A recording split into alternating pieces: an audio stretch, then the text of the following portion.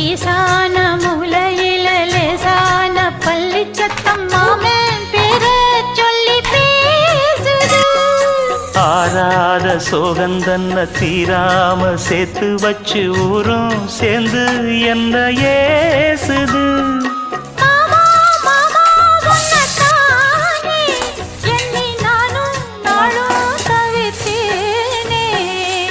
கூண்டுக்குள்ள என்ன வச்சு கூடி நின்ன ஊற விட்டு கூண்டுக்குள்ள போனதென்ன கோலக்கிளியே.